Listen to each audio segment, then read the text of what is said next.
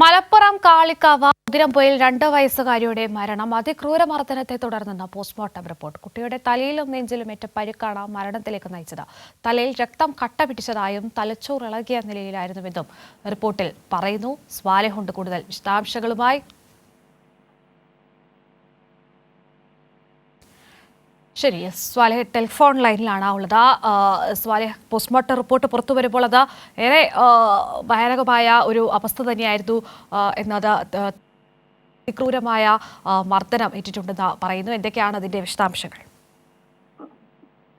കീർത്തി, കാളികാവ് ഉദരംപൊയിലിൽ 2 വയസ്സുകാരിയുടെ മരണം സംബന്ധിച്ച് postmortem report ഇന്നലെ വൈകിട്ടോടെയാണ് പുറത്തു വരുന്നത്.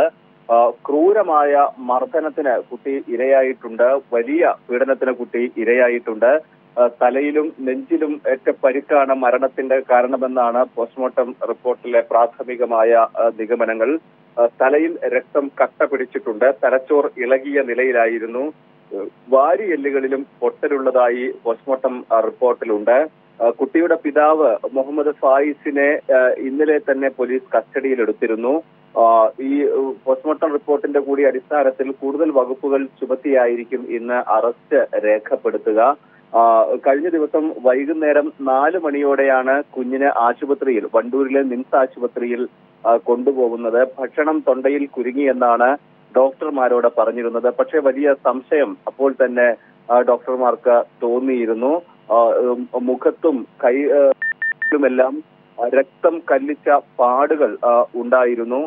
തുടർന്നാണ് മൃതദേഹം മഞ്ചേരി മെഡിക്കൽ കോളേജിലേക്ക് മാറ്റുന്നതും പോസ്റ്റ്മോർട്ടം നടത്തുന്നതും. ഇതിനിടെ മാതാവിന്റെ ബന്ധുക്കളും കൊലപാതകമാണ്, പിതാവിന്റെ മർദ്ദനത്തെ തുടർന്നാണ് മരിച്ചത് എന്ന് ആരോപിക്കുകയും ചെയ്തിരുന്നു. ഇത് ശരിവെക്കുന്നതാണ് ഇന്നലെ വന്ന പോസ്റ്റ്മോർട്ടം റിപ്പോർട്ടും.